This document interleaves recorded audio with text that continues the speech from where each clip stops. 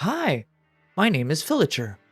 As someone who played a lot of different games and saw the AAA gaming industry designing too many shady ways to cash grab their customers into buying their soulless games, I decided to create a series of videos where I would present 3 games of any genre that I find worth your time. It's simple, if you made a video game with passion and love, and I like it, it will probably be presented in this series. I hope you enjoy the ride with me. This is Philature's Games Library.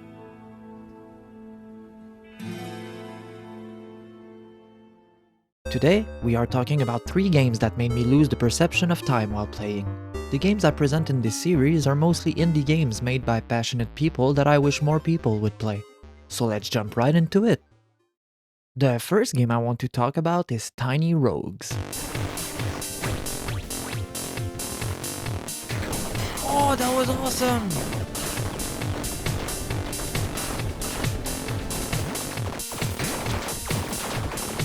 Tiny Rogues is a bullet hell roguelike dungeon crawler in a 2D perspective. Even if it is single player, the gameplay is quite similar to Realm of the Mad God. It is developed by a solo developer from Austria called RubyDev, and I think the game is really well designed for a few reasons. The core gameplay of roguelikes often hinges on the engagement of boss fights and the synergy between available equipment, both of which greatly influence the player experience. Being a roguelite, the game's simplicity is charming and the progression is quite rewarding. With over 40 different boss fights in Tiny Rogues, the game never feels old, even after 30 hours of gameplay. I found the item stats easy to understand, and I immediately began theory crafting some exciting item combinations as soon as I launched the game for the first time. I paid the game while it was on deal. It cost me $5.99 on Steam, and this is the kind of game I regret not paying full price, which was $11.99 Canadian. So if you like bullet hells and roguelikes, you should definitely try Tiny Rogues. The next game on the list is Core Keeper.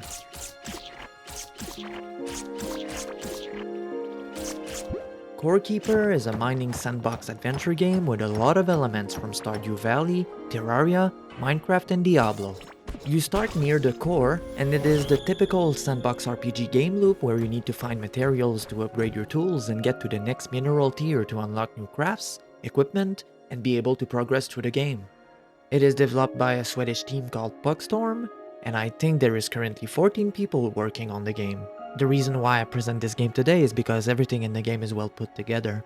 I really like how the game feels, and I definitely found myself just vibing to the music of the game while endlessly mining. If mining isn't your favorite activity, you can still encounter large rocks while exploring. As you progress in crafting, you'll eventually gain access to drills, which automate the entire gathering process with conveyor belts. There is a lot to do in the game, and you don't necessarily need the wiki next to you at all times, something that most of these games need at a certain point because you quote-unquote get stuck in the progression. Each early game boss fight feels amazing, not too hard, and I definitely lost the perception of time while playing this one. If you like sandbox RPGs and you want to scratch that Terraria itch, this game cost me $20.79 Canadian, and this is the type of game that you can feel the passion and hard work that was put into this project, and I definitely recommend gamers to try Core Keeper. The next and last game on the list today is called Barony. Barony is a co-op first-person roguelike dungeon crawler game developed by Turning Wheel Games, which is made up of 3 devs that actually worked remotely from Washington, Tennessee, and Australia. Barony is quite interesting. Players choose a class and race before embarking on a journey through multiple procedurally generated dungeon floors. Along the way, they search for items and equipment, gradually growing stronger as they delve deeper into the depths of the dungeons. The concept is simple, but the game is quite hard, with a lot of different survival mechanics like hunger that are mixed in with different combat mechanics that you need to learn to get used to. The game has a small to medium learning curve, but it is really fun. Different races will need you to play and approach the game differently, which makes the gameplay loop diversified for all playstyles. There is a lot of different aspects of the game that I found polished and really well designed. A good example is the appraisal system. The player encounter unidentified items, and their ability to identify them quickly depends on their levels of appraisal and perception stats. As these stats increase, players can identify items faster and unlock the ability to identify more advanced items. This example only scratches the surface of the game's depth and complexity, and the loot is quite satisfying.